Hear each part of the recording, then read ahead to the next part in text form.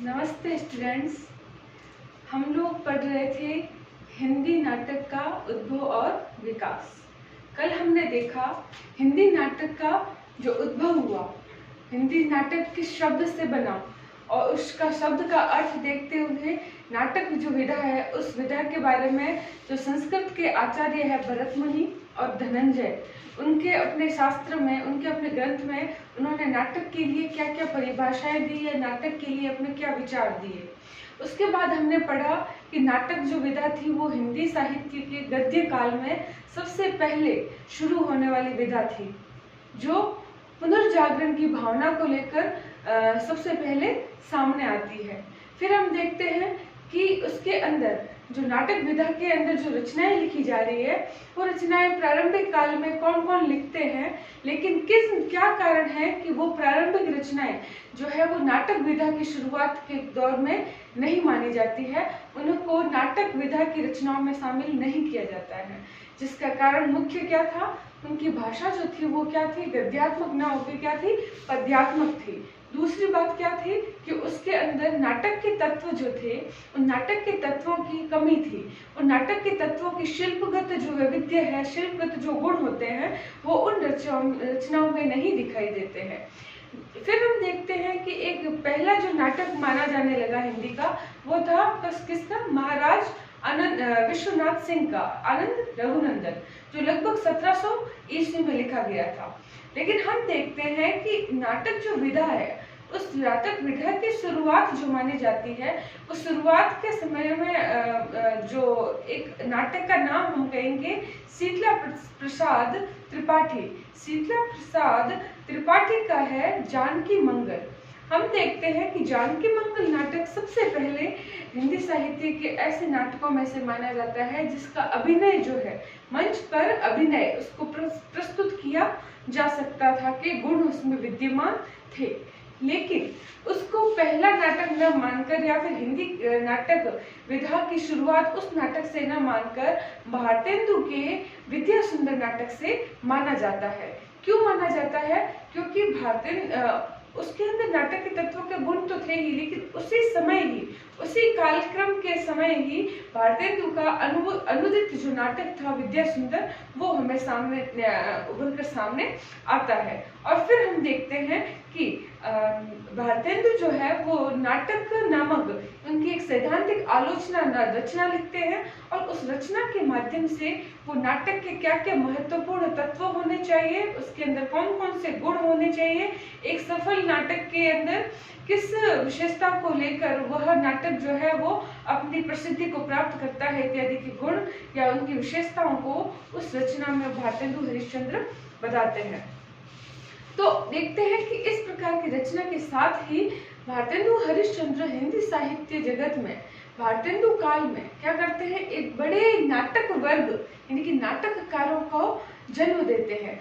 कई लेखकों को, कई रचनाकारों को नाटक लिखने के लिए प्रेरित करते हैं। तो हम देखते हैं एक बड़ा वर्ग जो है वो तैयार करने का जो श्रेय जाता है नाटककारों का, वो श्रेय जाता है भारतेंदु हरिश्चंद्र को। तब से कहा जाता है कि भारतेंदु हरिश्चंद्र जो है वो नाटक विधा के जन्मदाता कहलाते हैं।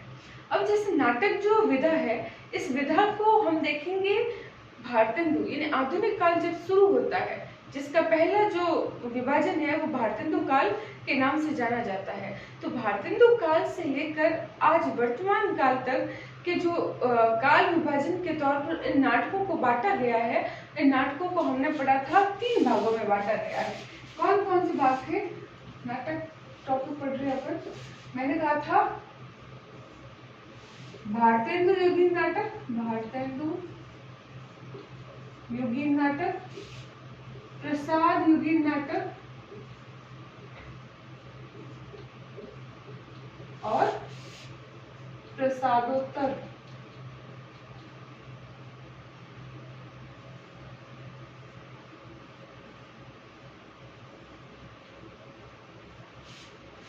अब ये जो भारतेंदु युगीन नाटक है, इसके बारे में हम आज पढ़ेंगे कि भारतेंदु युग में जो भारतेंदु का जन्म जब सन 1850 से माना जाता है, और उसी सन से या फिर कई विद्वान जिसमें डॉक्टर नगेंद्र जो है वो हिंदी साहित्य के इतिहास में आधुनिक काल के भारतेंदु युग की शुरुआत सन 1857 जो महासंग्राम हुआ था उस सन से मानते हैं।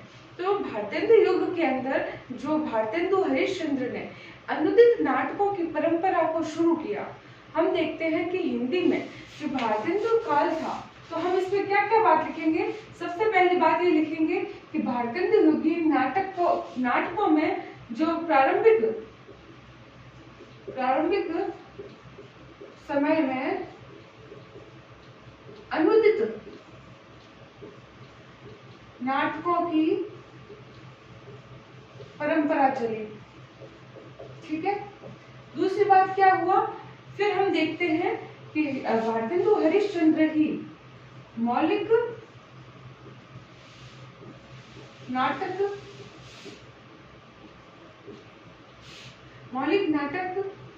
को साहित्य में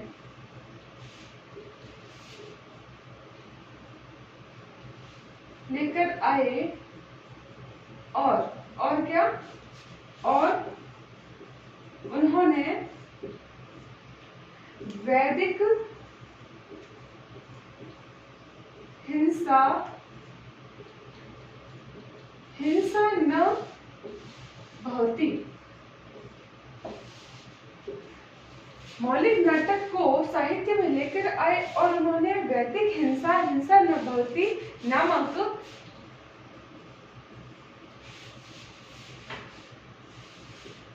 अपना पहला मौलिक नाटक लिखा। ठीक है, और यह मौलिक नाटक लिखकर एक वे मौलिक नाटकों का भी क्या कर देते हैं, एक दौर को शुरू कर देते हैं। फिर हम देखते हैं कि भारतेंदु युगीन जो नाटक है, इन नाटकों में प्रमुख विशेषता जो थी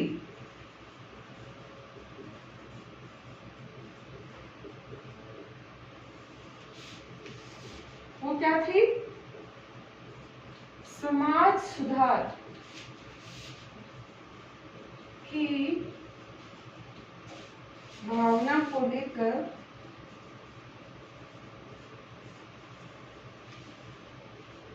लिखे गए नाटक। इस प्रकार हम देखते हैं भारतेंदु युग जो था, उस भारतेंदु युग में हम देखते हैं कि प्रारंभिक समय में अनुवादित नाटक जो है वो लिखे जाने लगे, और धीरे धीरे अनुदित नाटकों की प्रक्रिया जब चल रही थी तभी भारतेंदु हरिश्चंद्र पहला जो वैदिक हिंसा न भवति अपना मौलिक नाटक जो है वो लिखकर हिंदी नाटक का के रूप में अपने खुद का जो योगदान है वो योगदान अदा करते हैं। तथा फिर हम देखते हैं कि इस समाज में उस समय में भारतेंदु युग में जो मुख्य रूप से जो समस्या जो विषय नाटकों में हमें दिखाई देता है वो विषय क्या था, समाज सुधार की भावना। समाज सुधार की भावना मतलब समाज में व्याप्त क्या क्या थी, कुरीतियां, जाति प्रथा, ऊंच नीच, कुरीतियां, जाति प्रथा, ऊंच नीच, छुआछूत, पाखंड, धार्मिक जो पाखंड थे, और पशु बलि जैसी गलत जो सामाजिक धारणाएं और लोगों ने जो अपना रखी थी इत्यादि, जो विशेष रूप से समाज को जो क्या कर रही थी, पद भ्रमित कर रही थी और इसी में उलझाई हुई थी, उनके विषय को माध्यम बनाकर नाटककारों ने जनता को जागरूक करने का और समाज सुधार के कार्य करने का प्रयास किया। फिर हम देखते हैं कि और इस युग की मुख्य रूप से जो विशेषता है वो क्या है,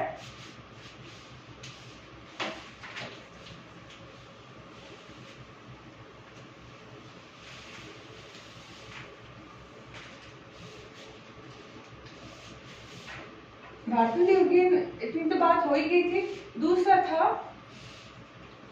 सुधारवादी दृष्टिकोण।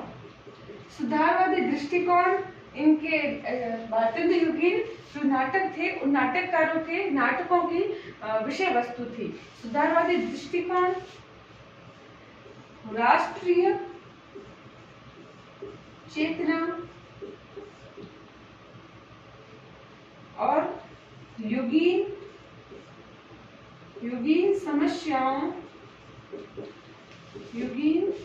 समस्याओं को जनता तक पहुंचाना। और क्या था? जन कल्याण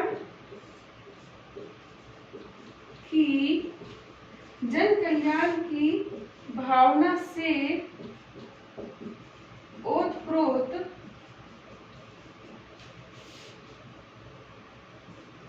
विषय वस्तु का चयन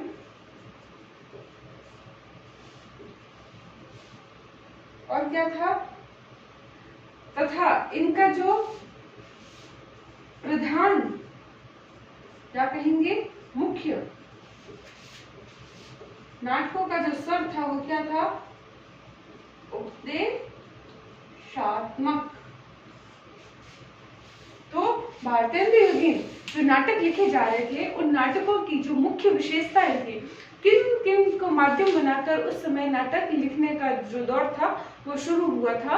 तो हम देखते हैं भारतेंदु हरिश्चंद्र सबसे पहले अमृत नाटकों की शुरुआत करके धीरे धीरे जब मौलिक नाटक लिखने लगते हैं तो उनके नाटकों में जो विषय वैविध्य दिखाई देता है, उसके अंदर किसी नाटक में पशु बलि के रोकथाम के लिए, तो किसी में गंगा और यमुना की नदियों की प्राकृतिक छवि को लिए हुए, तो समाज में और राजनीतिक रूप से जो भ्रष्टाचार हो रहा था उसको लेके, तो राजतंत्र के द्वारा और हमारे अंग्रेजों के द्वारा जो शासन करके जो लोगों का शोषण हो रहा था, इत्यादि जो विषय है, इन इत्यादि विषयों के माध्यम से भारतेंदु हरिश्चंद्र ने अपने नाटक लिखने शुरू किए। तो देखा जाता है कि भारतेंदु हरिश्चंद्र जो है, उनके नाटकों में क्या था? विषय वैविध्य, विषयों की बहुत सारी अलग अलग विषयों को माध्यम बनाकर उन्होंने क्या लिखे? नाटक लिखे। तो इनकी इस प्रसिद्धि के साथ ही हम देखते हैं कि इस युग की जो मुख्य रूप से जो अलग अलग जो और विद्वान हुए हैं, जो नाटककार हुए हैं, उन नाटककारों ने अपने जो विषय वस्तु के अंदर जो प्रमुखता दी है, वो प्रमुखता किस किस को दी है? एक तो दी है, सबसे पहले क्या दी है? समाज सुधार। इनका मुख्य उद्देश्य था समाज सुधार के लिए, जनता को जागरूक करने के लिए नाटक लिखना और उसके अंदर ऐसी कथा वस्तु को चुनना जो उस समय की जनता को जो शोषित हो रही थी, जो प्रताड़ित हो रही थी, जो अंधविश्वासों में पड़ी हुई थी, जो पाखंड और धार्मिक जो रीति रिवाज थे, उन रीति रिवाजों में उलझी हुई थी, तो उनसे उनको बाहर निकालना तथा उनसे उनको जागृत या जागरूक करना। तो एक तो यह विशेषता होगी समाज सुधार। दूसरा क्या था कि यहाँ के जो इस समय के जो नाटक लिखे जा रहे थे वो क्या थे? उपदेशात्मक थे। उपदेशात्मक मतलब उपदेश देकर व्यक्ति विशेष या जनता विशेष के जन सामान्य लोगों को क्या किया जाता था? जागरूक किया जाता था। तो वह उपदेशात्मक प्रवृत्ति जो दिखाई देती है वो हमें किस काल में दिखाई देती है? भारतेंदु युगीन नाटक में दिखाई देती है। और इसके युग की क्या विशेषता थी? जन कल्याण के लिए विभिन्न जो नाटककार है वो अपनी लेखनी जो है वो इस साहित्य जगत में नाटक विधा में चलाते हैं। इसके अतिरिक्त और क्या विशेषता है? राष्ट्रीय चेतना। हम देखते हैं भारतेंदु काल में जो राष्ट्रीय चेतना थी वो मुख्य रूप से राष्ट्रीय चेतना बढ़कर सामने तो आती है, लेकिन जितनी प्रखर वो राष्ट्रीय चेतना आगे जाकर होगी उतनी भारतेंदु काल में नहीं थी, क्योंकि जैसे ही हम देखते हैं आधुनिक काल की शुरुआत होती है तो अंग्रेजों की अचानक से जो हमारे ऊपर राज कर रहे थे वो अब तक हमारे भारत देश से गए नहीं है, तो पूर्ण रूप से खुलेआम जो राष्ट्रीय चेतना थी वो मतलब प्रदर्शित या फिर प्रस्तुत नहीं की जा सकती थी। हमारे ऊपर किसी और सत्ता का हाथ था, तो कहीं ना कहीं उन जो हमारे ऊपर जो अंग्रेजी सत्ता का हाथ था उनकी भी कहीं कहीं कुछ जो रचनाकार जो थे वो उनकी प्रशंसा कर रहे थे, उनके द्वारा किए गए सराहनीय कार्यों की जो प्रशंसा कर रहे थे। तो हम देखते हैं कि भारतेंदु काल में कुछ कई ऐसे नाटक और रचनाएं लिखी गई जो कि राजभक्ति और देशभक्ति दोनों को लिखते हुए राष्ट्रीय चेतना का माध्यम अपनाते हैं। इसके अतिरिक्त और क्या था? युगीन जो समस्याएं थी, जनता में जो युगीन समस्या है वही छुआछूत, जाति प्रथा, वर्ण व्यवस्था, ऊंच नीच की भावना, पाखंड, धार्मिक जो अंधविश्वास है इत्यादि जो है उससे समस्याओं से जनता को क्या करना, जागरूक करना। ये थे भारतेंदु हरिश्चंद्र योगी जो नाटक थे, उन नाटकों के विषय वस्तु। तो हम जब हिंदी साहित्य के उद्भव और विकास का प्रश्न जब करेंगे तो उसके अंदर शुरुआत में जैसा कल की पृष्ठभूमि हमने बनाई, फिर हमने उसको 3 कालों में बांटा। और पहला जो काल है जो भारतेंदु योगीन नाटककार है, तो भारतेंदु योगीन नाटक में जब हम लिखेंगे तो यही लिखेंगे कि शुरुआत में भारतेंदु हरिश्चंद्र जो है वो अनुदित नाटकों के जो है अनुदित नाटकों के माध्यम से नाटक वेदा को लिखना शुरू करते हैं। और उनके जो अनुदित नाटक है, उन कुछ अनुदित नाटकों के नाम आपको याद रखने हैं। वो नाम क्या है? भारतेंदु हरिश्चंद्र। भारतेंदु हरिश्चंद्र के जो अनुदित नाटक हैं, अनुदित नाटक, उनमें मुख्य रूप से कौन कौन से प्रसिद्ध है? विद्या सुंदर नाटक, जो कि संस्कृत के चौर पंचाशिका का अनुवाद है। और कौन सा? कर्पूर मंजरी। और कौन सा? मुद्रा राक्षस। और दुर्लभ बंधु इत्यादि क्या है? उनके अनुदित नाटक है। तो उसमें से कुछ नाम आप मौलिक के भी याद रख लो। मौलिक जो नाटक थे भारतेंदु हरिश्चंद्र के, वो थी वैदिक हिंसा न भवति। और कौन सा था? चंद्रावली। और कौन सा था?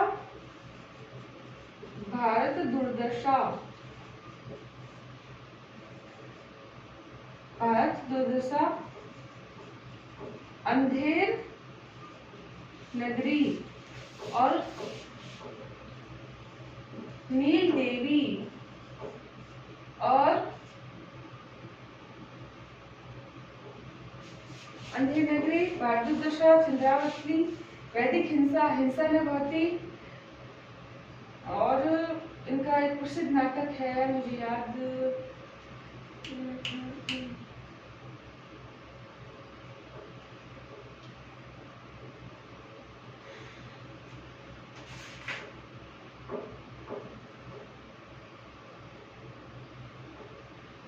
भारत जननी। हाँ, भारत जननी।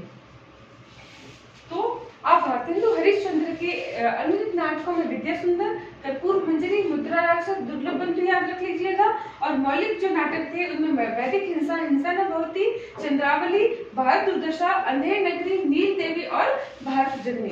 अब हम देखेंगे कि भारतेंदु योगी कुछ जो नाटककार है, उन नाटककारों के नाटक लिखने की कुछ विशेषताओं के साथ में उनके एक या दो नाटकों के नाम जो है वो हमें याद रखने हैं। अब हम क्या करेंगे, इसके भारतेंदु काल के कुछ जो नाटककार है उन नाटककारों के बारे में देखेंगे। वो नाटककार कौन कौन है? मुख्य रूप से प्रसिद्ध जो नाटककार है इनके अंदर नाम आता है लाला श्री निवास दास। लाला श्री निवास दास जो है, इनके नाटकों की विशेषताओं में सबसे पहली बात ये लिखेंगे, क्या लिखेंगे कि लाला श्री निवास दास एक क्या है?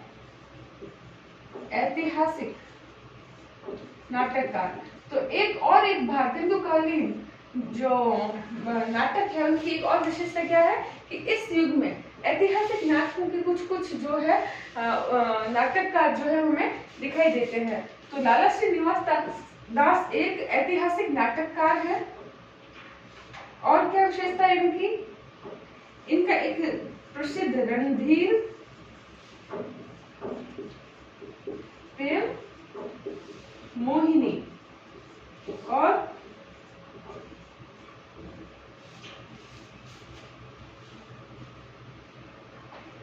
रणधीर प्रेम मोहिनी इनका एक प्रसिद्ध नाटक है, जिसके अंदर किसका चित्रण किया गया है? जिसका नायक जो है वो शौर्य के बल पर अपनी प्रेमिकाओं को प्राप्त करना चाहता है। इस प्रकार के ऐतिहासिक जो नाटक हैं वो कौन लिखते हैं? लाला श्री निवास दास। ये क्या है? भारतेंदु युग के प्रसिद्ध नाटककार है। उनमें से ही एक नाटककार का नाम क्या है?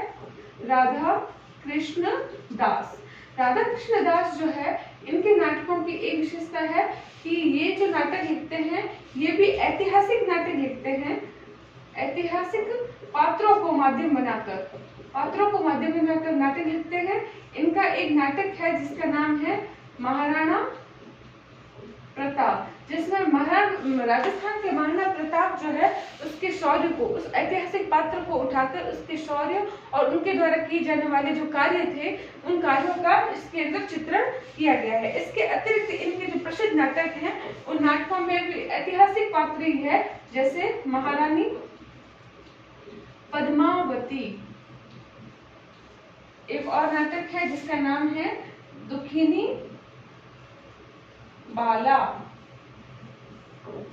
ये हो गया क्या, राधा कृष्ण दास के नाटक, जो कि कौन से युग का नाटककार है, भारतीय युग का नाटककार है।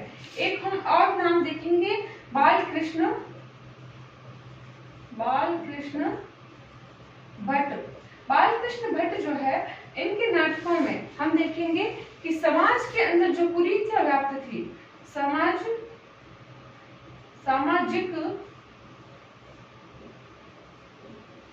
कुरीतियों, तो बालकृष्ण भट्ट जो है उन्होंने क्या किया, सामाजिक कुरीतियां जो थी उन कुरीतियों को अपने दूर करने के लिए, उनको मिटाने के लिए या उनसे जनता को अवगत कराने के लिए उन्होंने अपने नाटक लिखे। और उनमें उनका जो मुख्य जो नाटक है, उस नाटक का नाम क्या है, कलिराज की सभा, एक है बाल विवाह, एक है रेल का विकट खेल और शिक्षादान। और भी कई नाटक है, लेकिन आप ये कुछ नाम जो है वो याद रख लेना, जो आपके एग्जाम में आपको लिखने हैं। अब हमने क्या पढ़ा, भारतीय युग के अंदर जो पहले नाटककार भारतेंदु हरिश्चंद्र तो है, उसके अलावा लाला श्रीनिवास दास का देखा, राधा कृष्ण दास का देखा और बालकृष्ण भट्ट का देखा। अब हम और जो है दो नाटककार देखेंगे जो भारतेंदु काल के हैं।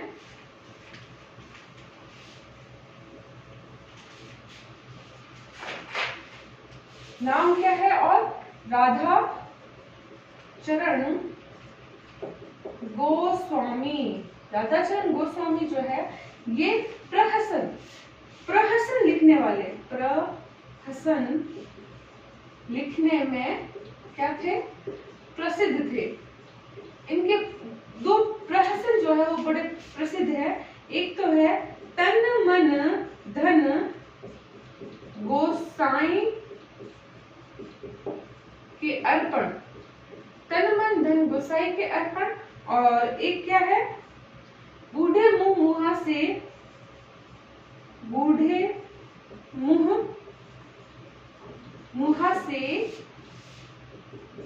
लोग देखे तमाशे।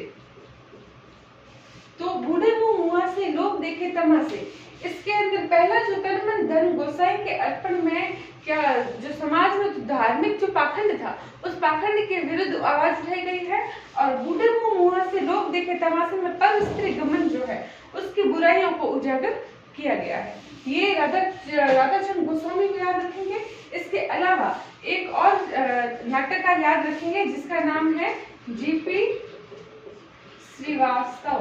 जीपी श्रीवास्तव के कुछ नाटक है, जैसे उलटफेर, दुमदार आदमी, उलटफेर, दुमदार आदमी, और का न घर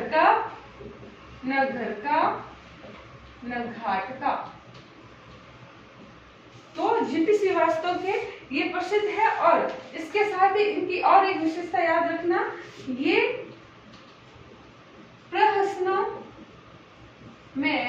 प्रहसन लिखने में या प्रहसनों में सिद्धहस्त नाटक थे, सिद्धहस्त नाटककार थे। इस प्रकार हम देखेंगे भारतेंदु काल में अपने 5 जो नाटककार है उन 5 नाटककारों के नाम देखें, लाला श्रीनिवास दास, राधाचरण गोस्वामी और राधा कृष्ण दास और बालकृष्ण भट्ट, जीपी श्रीवास्तव। इस प्रकार हमने 5 नाटककार देखे। इन 5 नाटककारों की विशेषताएं क्या क्या है? भारतेंदु हरिश्चंद्र की हमने देख ली। इसके अलावा जो लाला श्रीनिवास दास है, उनके जो नाटक है, उनके नाटकों में जो नाटक है रणधीर प्रेम मोहिनी, उसके अंदर उस समय की जो समाज की स्थिति है उसको तो बताया गया है, इसके साथ ही ऐतिहासिक जो विषय है उसको उभारा गया है। दूसरा जो है वो राधाचरण गोस्वामी। राधाचरण गोस्वामी जो है वो क्या लिखते हैं? प्रहसन लिखने में सिद्धस्त है। और तनमन धन गोसाई के अर्पण और नाम क्या लिखे याद रखेंगे? बूढ़े मुँह से लोग देखे तमाशे। बूढ़े मुँह से लोग देखे तमाशे में तो क्या है? परस्त्री गमन की जो प्रक्रिया के जो परस्त्री गमन जो प्रथा थी, जो बुराई थी, उस बुराई के विरुद्ध जो है इस नाटक के अंदर प्रश्न उठाया गया है। और उसके ऊपर वाला जो है तन मन धन गोसाई के अर्पण, इसके अंदर क्या है? जो धर्म के जो गुरु है, हमारे जो धार्मिक गुरु है, उन धार्मिक गुरुओं के पाखंडों को उसके अंदर व्यंग्य के रूप में उभारा गया है। इसके अलावा बालकृष्ण भट्ट है। बालकृष्ण भट्ट के नाटक नाम याद रखेंगे क्या? न घर का नहीं सॉरी क्या बाल विवाह और बाल विवाह, शिक्षा क्या है? बालकृष्ण भट्ट का बाल विवाह, शिक्षादान, रेल का विकट खेल और कलिराज की सभा। इसके अलावा बालकृष्ण भट्ट की विशेषता क्या है? इसके बालकृष्ण भट्ट के नाटकों की मुख्य विशेषता है समाज के अंदर जो बुराइयां थी, जो कुरीतियां थी, उन सामाजिक कुरीतियों को उजागर करके लोगों को उससे अवगत कराना, ताकि उन बुराइयों को वो जो जनता है वो जाने और उसको त्याग कर समाज सुधार की भावना उनके अंदर पैदा हो सके। उसके बाद हम देखते हैं जीपी श्रीवास्तव जो है, जीपी श्रीवास्तव के उलटफेर, धुंधार आदमी, न घर का न घाट का इत्यादि क्या है? उनके प्रहसन है। वो भी क्या करते हैं? प्रहसन लिखने में एक सिद्धस्त कवि थे, नाटककार थे, जिन्होंने अपनी भारतेंदु युगीन नाटकों की परंपरा में अपनी महत्वपूर्ण भूमिका अदा की। इसके अलावा और कोई नाटककार राधा कृष्ण दास है। और राधा कृष्ण दास जो है वो ऐतिहासिक नाटक लिखने में, ऐतिहासिक नाटक जो है मुख्य रूप से भारतेंदु काल में कौन लिखते हैं? राधा कृष्ण दास लिखते हैं। इनके 2 नाटक जो है वो ऐतिहासिक दृष्टि से बहुत ही महत्वपूर्ण है। नाम है महारानी पद्मावती और महाराणा प्रताप। तो इन महाराणा प्रताप और पद्मावती जो है, ये दोनों ही ऐतिहासिक पात्र हैं। इन ऐतिहासिक पात्रों के माध्यम से उन्होंने उस नाटक को ऐतिहासिक रूप देते हुए उनके पराक्रम और शौर्य का चित्रण इसके अंदर किया है। अब हम देखेंगे कि जो भारतेंदु काल है, इस भारतेंदु काल के अपन ने नाटकों को देखा, नाट्यकारों के कुछ नाटकों को और भारतेंदु हरिश्चंद्र के नाटकों को देखा। इसके अतिरिक्त हम देखते हैं कि भारतेंदु काल जो था, इस भारतेंदु काल में मुख्य और एक विशेषता थी। वो क्या थी कि इस काल के जो नाटक थे वो नाटक व्यंग्य रूप में उभर कर सामने आते हैं और व्यंग्य के माध्यम से लोगों को क्या करते हैं? जागरूक करते हैं और उनको उन बुराइयों का चोट करते हैं जो सीधा उनको हृदय पर प्रभावित करता है। इसके अलावा और क्या बात है कि भारतेंदु के इस कौशल के विषय में रामविलास शर्मा है, वो एक कथन कहते हैं। क्या कहते हैं? कि भारतेंदु जी ने अपने मौलिक और अनुदित नाटकों को लोकप्रिय बनाया और क्या किया? पारसी रंगमंच का विरोध किया और प्राचीन नाटकों का उद्धार किया। भारतेंदु जी ने अपने नाटकों से हिंदी नाटककारों के समक्ष एक आदर्श प्रस्तुत किया। उन्हें नवीन विषयों के साथ में एक नाटक को लिखने का दौर जो है वो भारतेंदु जी शुरू करते हैं। अब क्या होता है कि जो भारतेंदु काल है, इस भारतेंदु काल के बाद में हम देखते हैं एक प्रसाद का युग शुरू होता है। और प्रसाद से लेके भारतेंदु के इस समय के बीच में कितने लगभग 25 वर्षों का जो समय था, इस 25 वर्षों के समय में क्या हुआ? नाटक विधा के अंदर कोई विकास कुछ भी नहीं हुआ। एक तरह से ऐसे लग रहा था कि भारतेंदु काल में ही नाटकों की जो परंपरा है वो समाप्त होने की स्थिति में आ चुकी थी। लेकिन जैसे ही हम देखते हैं प्रसाद जो है वो साहित्य जगत में आते हैं, तो वे क्या करते हैं? भारतेंदु हरिश्चंद्र के द्वारा चलाई गई जो नाटक परंपरा थी, उस नाटक की परंपरा को आगे बढ़ाते हैं। तो आगे बढ़ाते हुए प्रसाद जो है वो अपनी नाटकों में अहम भूमिका निभाते हैं, जिसके कारण इस युग को क्या कहा जाता है, प्रसाद युगीन काल कहा जाता है, जिसके अंदर प्रसाद की जो शैली थी उन शैली को माध्यम बनाकर विभिन्न जो नाटककार है वो नाटककार क्या करेंगे, नाटकों की रचना करेंगे। अब प्रसाद जो है, उन प्रसाद में जैसे भारतेंदु हरिश्चंद्र है, उसके अंदर विशिष्ट बात क्या थी कि उन्होंने अपने नाटक जो लिखे उन नाटकों में नाटकों के जो तत्व होते हैं, जो गुण होते हैं, उसकी विद्यमानता या फिर कहेंगे उसकी प्रस्तुति उनके नाटकों में बखूबी बहुत ही अच्छे तरीके से थी, जो नाटक के गुणों को पूर्ण रूप से प्रस्तुत करती थी। वही हम देखते हैं कि प्रसाद जो है, और यहाँ पे एक और बात देखेंगे कि जो भारतेंदु है, भारतेंदु शुरुआत में क्या देखते हैं कि हम अनुदित नाटक लिखते हैं, मतलब अनुदित नाटक मतलब पाश्चात्य यानी कि विदेशी जो नाटक थे, जैसे अंग्रेजी भाषा के, बांग्ला भाषा के, तो अंग्रेजी बांग्ला इत्यादि जो भाषा के जो नाटक थे उनका अनुवाद करके लिखते थे। तो इस प्रकार से हम एक विशेषता और कह सकते हैं कि भारतेंदु युगीन नाटककारों की विशेषता थी कि ये क्या करते थे, पाश्चात्य और भारतीय नाट्य शैली जो है इन दोनों में समन्वय स्थापित करके अपने नाटक लिखते थे। अब हम देखते हैं कि प्रसाद युगीन जो नाटक है वो शुरू होता है, और प्रसाद की जो मुख्य विशेषता है उनको क्या कहा जाता है, ऐतिहासिक नाटकों के जनक कहलाते हैं। ठीक है, एक तो ये विशेषता है। दूसरा क्या है, प्रसाद युगीन जो नाटक है यह ना तो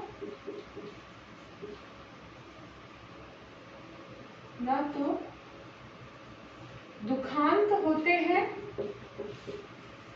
और न ही सुखांत होते हैं, सुखांत होते हैं, बल्कि क्या होते हैं, बल्कि प्रसादांत होते हैं।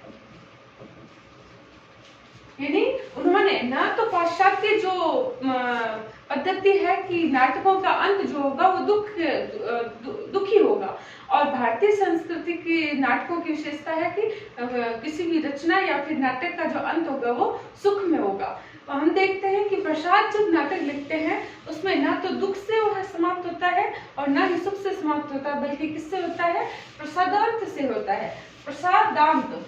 ठीक है, तो अब अगला जो विशेषता देखेंगे, इसकी विशेषता ये है कि प्रसाद जो है वो क्या करते हैं, मुख्य रूप से इतिहास जो है वो इतिहास के पात्रों और घटनाओं को अपने नाटकों का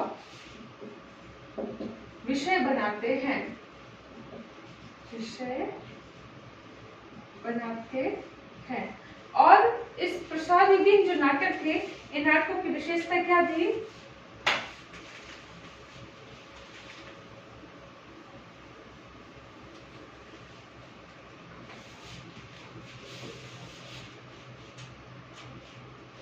अब हम देखेंगे एक प्रसाद की ये चीज थी कि इनके जो नाटक थे वो रंगमंचीय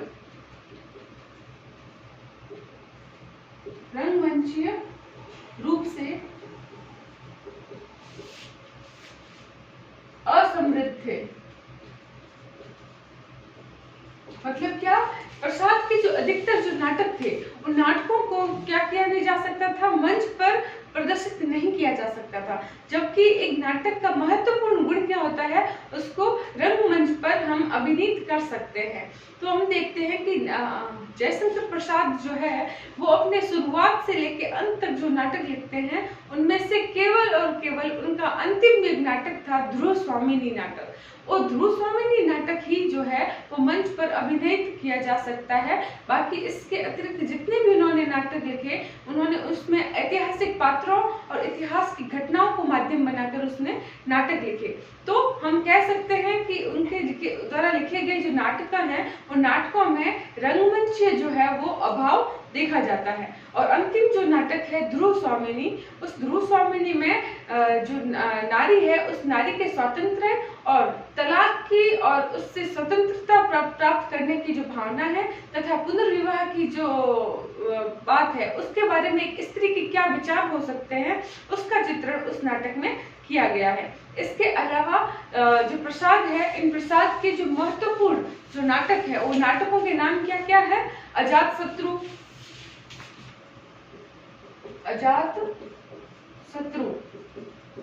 और क्या है?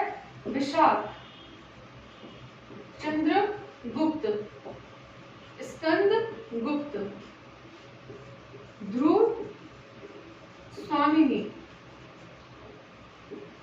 राजश्री और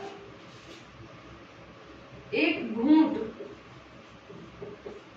इत्यादि जो है उनके महत्वपूर्ण ऐतिहासिक नाटक है। और इसके अलावा हम देखेंगे कि क्या प्रसाद जो है, इन प्रसाद के एक विशेषता ये है कि इनके द्वारा लिखे गए जो नाटक है उस नाटकों में इतिहास को इतना महत्वपूर्ण मानते हैं कि इसके विषय में इनका जो नाटक है क्या नाम है? विशाख। इस विशाख के भूमिका में वो एक बात कहते हैं जो यह सिद्ध करता है कि चंद्रगुप्त जो है जयशंकर प्रसाद जो है वो इतिहास को कितना महत्वपूर्ण जो विषय मानते हैं, जिसके कारण उन्होंने अपने उपन्यासों की अधिकतर जो विषय वस्तु रखी है वो क्या रखी? इतिहास की घटनाएं और उसके पात्र रखी है। वो क्या बोलते हैं विशाख में कि मेरी इच्छा भारतीय इतिहास के अप्रकाशित अंश में से उन प्रकांड घटनाओं का दिग्दर्शन कराना है जिन्होंने हमारे वर्तमान स्थिति को बनाने का बहुत ही कुछ प्रयत्न किया है।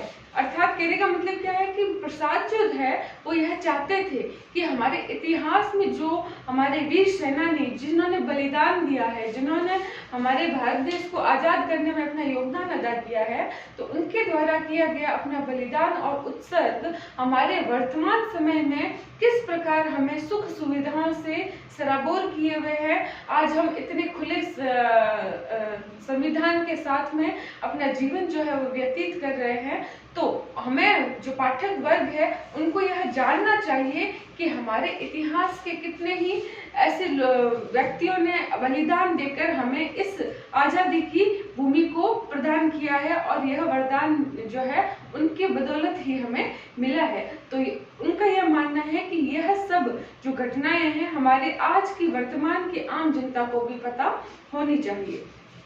फिर हम देखते हैं कि प्रसाद जो है अपने नाटकों के विषय जो है वो जैसे चंद्रगुप्त, स्कंदगुप्त, ध्रुव स्वामिनी, अजात शत्रु इत्यादि क्या है जो बौद्ध, जैन और गुप्त काल जो थे उन ऐतिहासिक जो काल है उसमें जो स्वर्ण युग काल थे उनके मुख्य पात्र रहे हैं। तो उन घटनाक्रम को उनको विषय बनाना भी इनकी एक क्या रही है? विशेषता रही है। इसके अतिरिक्त क्या कह रहे हैं कि प्रसाद जो है उनके जो नाटक है उनके नाटकों में और क्या विशेषता जो है वो मुख्य रूप से दिखाई देती है?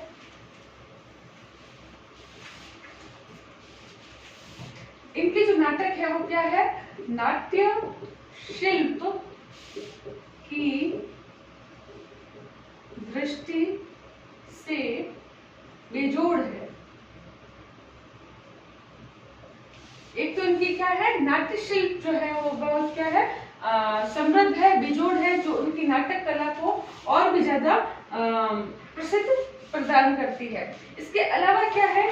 इनके भी जो नाटक है उनमें भारतीय और पाश्चात्य जो नाट्य कला है, पाश्चात्य जो नाट्य कला है, नाट्य कला का क्या देखा जाता है?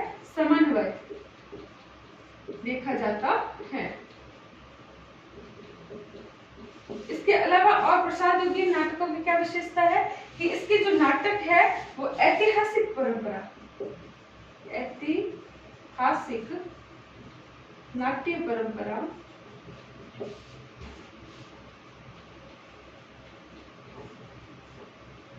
में श्रेष्ठ है। ये क्या होगी? प्रसाद युगीन नाटकों की विशेषता है। और इसके अंदर जो प्रसाद के जो नाटक थे उन नाटकों के बारे में अपन ने देख लिया।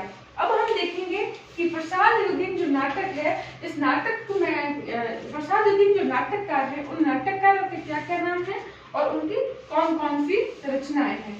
पहला नाम हम हम देखेंगे उनका नाम क्या है, हरिकृष्ण प्रेमी। हरिकृष्ण प्रेमी जो है, हरिकृष्ण प्रेमी ने क्या किया है, अपने जो नाटक है, इन नाटकों में जो देश प्रेम और क्या राष्ट्रीयता, देश प्रेम और राष्ट्रीयता की भावना, तो प्रसाद युगीन जो नाटक है उस नाटकों में प्रसाद के बारे में लिखेंगे, उनके कुछ नाटकों के बारे में बताएंगे। उसके पश्चात हम क्या बताएंगे कि अन्य जो नाटककार है उन नाटककारों में एक नाम देखते हैं हम किसका, हरिकृष्ण प्रेमी का। हरिकृष्ण प्रेमी एक ऐसे नाटककार है जिनकी जो विषय वस्तु है नाटकों की वो क्या है, देश प्रेम को लेकर और राष्ट्रीय जो चेतना है उनको जो है उजागर करना ही क्या है उनके नाटकों की विशेषता है। ऐसे ही उनके जो नाटक है उन नाटकों में जो प्रसिद्ध नाटक है वो क्या है, रक्षाबंधन, आन का मान इत्यादि। ठीक है, इसके अलावा क्या है, इनके जो नाटक है इन नाटकों में, इनके जो नाटक है इन नाटकों में हिंदू मुस्लिम, इनके नाटकों में हिंदू मुस्लिम एकता को स्थापित किया गया है। इनके नाटकों में दो बातें क्या है, एक तो यह कि इनके जो नाटक है वो राष्ट्रीय चेतना और देशभक्ति के प्रेम को उजागर करते हैं, और दूसरी विशेषता है कि इनके जो नाटक है उसके अंदर हिंदू और मुस्लिम जो एकता है उस एकता को बरकरार रखने की बात कही गई है। इसके दो नाटक जो है वो हम याद करके रखेंगे, एक तो है रक्षाबंधन, दूसरा क्या है आन के मान। ठीक है, दूसरा जो नाटककार माना जाता है वो है लक्ष्मी नारायण मिश्र। लक्ष्मी नारायण जो मिश्र है, इनके नाटकों की मुख्य विशेषता क्या है, इनके जो नाटक है वो समस्या प्रधान, समस्या प्रधान, इनके नाटक क्या है, समस्या प्रधान, किसी न किसी समस्या को लेकर लिखे गए हैं, समस्या प्रधान नाटक है। दूसरी विशेषता क्या है, समाज की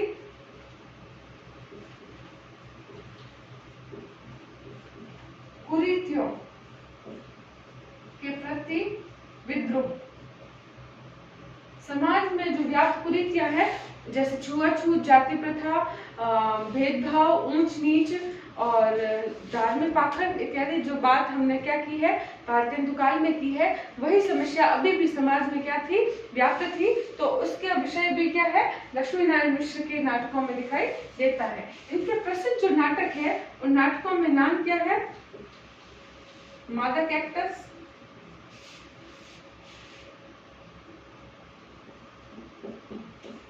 मिस्टर अभिमन्यु,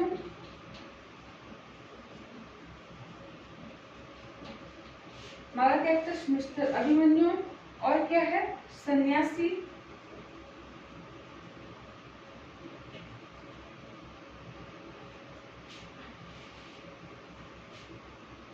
मैं माफी चाहूंगी, ये जो लक्ष्मी नारायण मिश्र है उनके मादा कैक्टस मिस्टर अभिमन्यु नहीं है, बल्कि ये लक्ष्मी नारायण मिश्र लाल के हैं। इनके जो है वो है सन्यासी,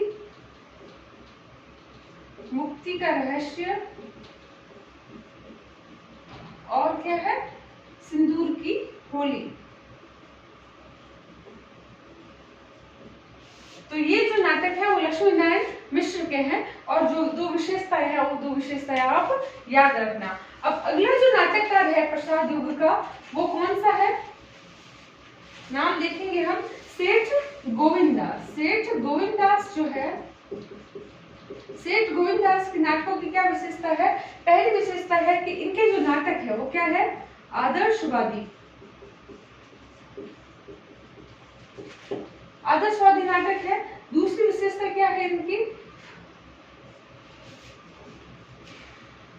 समकालीन जो समस्याएं थी वही जो समाज में जो समस्याएं व्याप्त थी उन समाज की समस्याओं को भी उजागर करना। लेकिन मुख्य जो इनकी विशेषता है वो क्या है, आदर्शात्मक नाटकों की रचना करना। एक और नाटककार का नाम देखेंगे, उनका नाम है उदय शंकर भट्ट। उदय शंकर भट्ट जो है उनके जो नाटक है उन नाटकों की मुख्य जो विशेषता है वो है ऐतिहासिक एवं ऐतिहासिक एवं सामाजिक समस्याओं को, ऐतिहासिक एवं सामाजिक समस्याओं को उजागर करना। ऐसे ही एक और रचनाकार हुए हैं, वो है वृंदावन लाल वर्मा। वृंदावन लाल वर्मा, ये भी क्या है, प्रसाद युग के रचनाकार है, नाटककार है, जिनके नाटकों की विशेषता क्या है कि ये जो है वो ऐतिहासिक उपन्यासकार के रूप में वृंदावन लाल वर्मा का नाम बड़ा प्रसिद्ध है। ऐसे ही हम देखते हैं वो नाटक विधा में भी ऐतिहासिक जो विषय वस्तु है उन विषय वस्तुओं को माध्यम बनाकर नाटक लिखते हैं।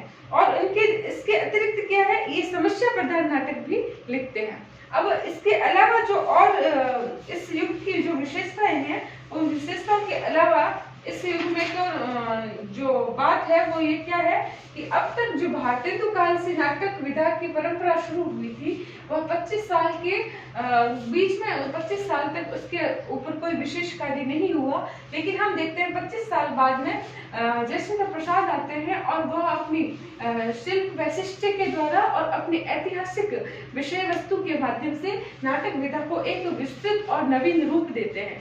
और वह नवीन रूप जो है अन्य नाटककार भी अपनाते हैं, जिनमें अपन ने नाम पढ़े हैं हरिकृष्ण प्रेमी, लाला श्रीनिवास, लाला लक्ष्मी नारायण मिश्र, और इसके अलावा ये सेठ गोविंद दास, उदय शंकर भट्ट, वृंदावन लाल वर्मा। इनके नाटक, इनकी कुछ दो विशेषताएं जो है वो अपने को याद रखनी है। इसके अलावा हम देखते हैं कि जो प्रसाद योगीन जो नाटक थे, इसने क्या किया, नाटक को क्या किया, एक प्रौढ़ और विकसित रूप दिया। इस प्रकार हम देखते हैं कि विभिन्न जो नाटककार हैं प्रसाद योगीन, वो विभिन्न नाटककार इस नाटक विधा को प्रौढ़ रूप और विकसित रूप में लेकर आते हैं।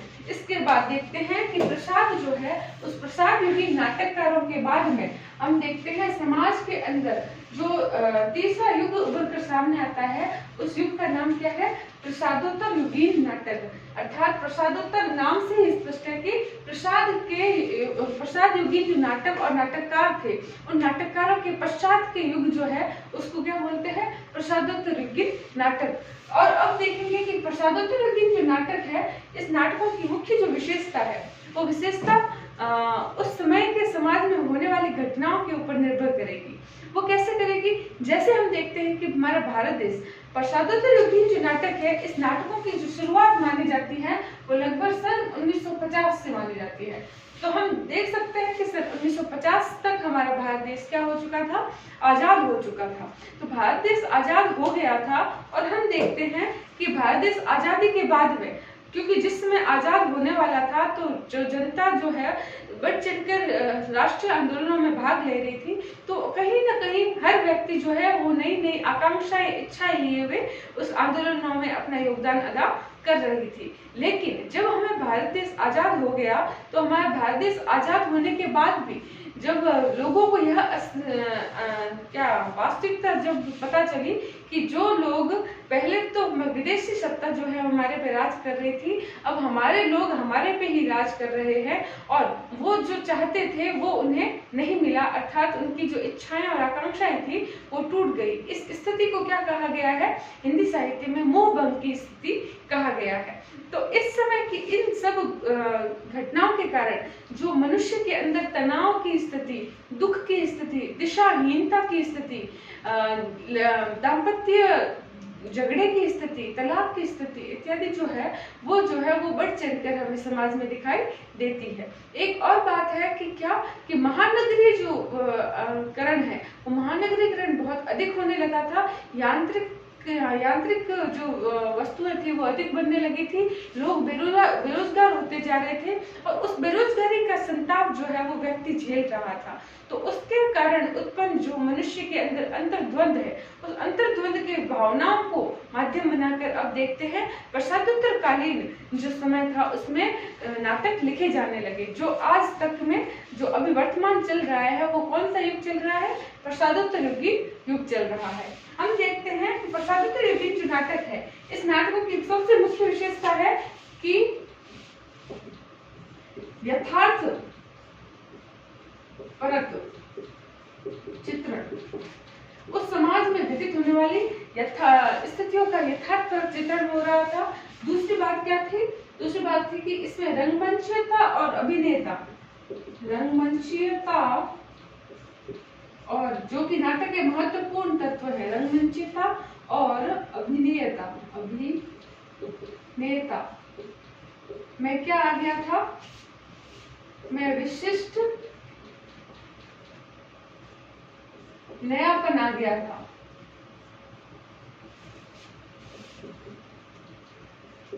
और क्या हुआ था?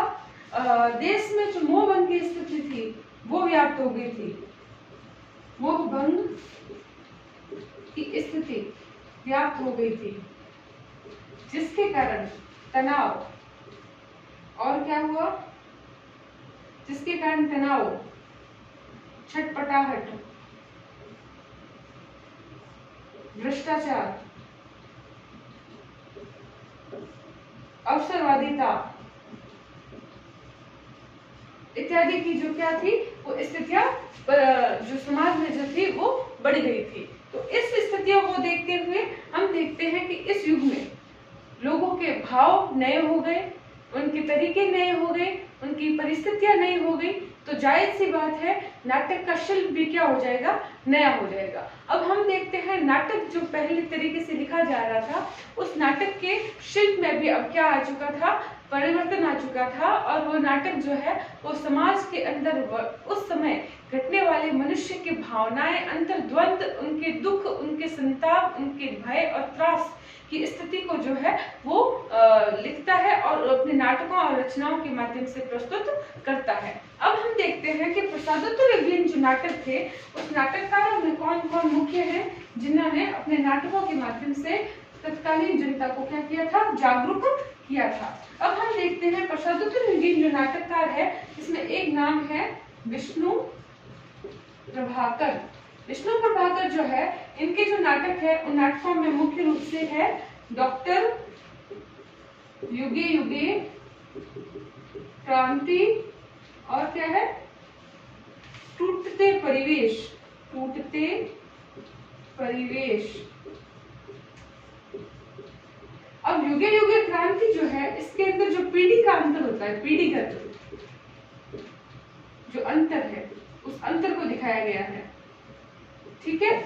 ऐसे ही डॉक्टर जो है, इस डॉक्टर में क्या दिखाया गया है? जो भावनाएं होती है मनुष्य की, भावना और जो मनुष्य के कर्तव्य होते हैं, उन कर्तव्यों के बीच, कर्तव्य के बीच या के मध्य अंतर्द्वंद को प्रस्तुत किया गया है। तो विष्णु प्रभाकर के नाटकों के अंदर यह विशेषता थी। और इसके अतिरिक्त विष्णु प्रभाकर के नाटक की मुख्य विशेषता जो मानी जाती है वो क्या है? आधुनिक समाज में जो उत्पन्न जो तनाव था, उस तनाव को, उस जीवन के संघर्ष को इनके नाटकों में प्रस्तुत किया गया है। इसके बाद में हम देखते हैं एक नाटककार हुए हैं जिनका नाम है मोहन राकेश। मोहन राकेश जो है ऐसे नाटककार है जिन्होंने केवल कितने लिखे हैं? 3 नाटक लिखे हैं। 3 नाटक के नाम क्या क्या है? आषाढ़ का एक दिन, आषाढ़ का एक दिन, लहरों के राजहंस, लहरों के राजहंस, और आधे अधूरे, आधे अधूरे। अब हम देखते हैं कि आषाढ़ का एक दिन के अंदर मोहन राकेश जो है वो कालिदास, जो संस्कृत के कवि रहे हैं, उन कालिदास की रचना कौशल को और उनके जीवन के बारे में घटना को प्रस्तुत करते हैं। वही राजहंस जो है, लहरों के राजहंस, उसमें महात्मा बुद्ध को माध्यम बनाकर नंद और सुंदरी की कथा कही गई है। वही आधे अधूरे जो है, इसके अंदर एक स्त्री के द्वारा एक सर्वगुण संपन्न पति खोजने के लिए जो उनकी खोज है उसको देखते हैं, और अंत में उसे पता चलता है सब एक जैसे है, कोई विशिष्ट नहीं है। आदि घटनाएं जो है यह सिद्ध करती है कि मोहन राकेश जो है इतने कम नाटक लिखते हुए भी इनके नाटकों के विषय वस्तु किसी से भी कोई मेल नहीं खाती, अर्थात इनके जो नाटक है उन नाटकों की विषय वस्तु क्या क्या है, अलग अलग है, यह उनकी विशेषता है। इसीलिए उन्होंने मात्र 3 नाटकों के बाद भी एक नाटक विधा में क्या कहे, मुख्य रूप से प्रसिद्धि हासिल की है। इसके अलावा जो है वो मोहन राकेश जो है, उसके अलावा इसके जो मोहन राकेश की जो विशेषता है वो क्या है, इनका जो शिल्प दृष्टि है, शिल्प दृष्टि वो अन्य नाटककारों की तुलना में ज्यादा समृद्ध और विशिष्ट है। यह जो है वो मोहन राकेश को अन्य नाटककारों से अलग साबित करती है प्रसादोत्तरकालीन नाटककारों के श्रृंखला में। अब हम देखते हैं कि इनके अलावा एक नाम आते हैं जगदीश चंद्र माथुर। जगदीश चंद्र माथुर जो है, इनके जो नाटक है, इन नाटकों की मुख्य विशेषता जो है वो रंगमंच की दिशा को नया रूप देना है। क्या है इनकी विशेषता? जो रंगमंच है, रंगमंच की नई दिशा में प्रयास करना, ठीक है। और इनके जो प्रमुख रूप से जो नाटक है वो कौन कौन से हैं? कोणार्क जो आपके सिलेबस में लगा हुआ है, शारदिया, पहला राजा और दशानंद। अब हम देखते हैं कि जगदीश चंद्र माथुर के भी जो नाटक है उनकी विषय वस्तु में कहीं ज्यादा कोई बार बार मेल नहीं खाता है। इनके पास भी विषय वस्तु जो है वो अलग अलग है। इसमें राम कथा है, तो इसके कोणार्क नाटक में कोणार्क मंदिर जो बना, सूर्य मंदिर, उसके अंदर जो शिल्प है उन शिल्पियों के मध्य और वहां के राजा के सामंत जो चाणक्य है उनके मध्य के टकरार को दिखाया गया है। तो इस प्रकार हम देखते हैं जगदीश चंद्र माथुर जो है वो प्रसादोत्तर नाटककार है, जिनके प्रसिद्ध प्रमुख 4 नाटक है और उनकी मुख्य विशेषता है कि वो रंगमंच को एक नई दिशा के रूप में लेकर हमारे सामने आते हैं। अब इसके आगे हम देखेंगे कि एक नाटककार है प्रसादोत्तर नाटककार, जिसका नाम क्या है? विनोद रस्तोगी। विनोद रस्तोगी। विनोद रस्तोगी जो है, इनके नाटकों की विशेषता क्या है कि ये जो है एक रेडियो नाटककार कहलाते हैं या है।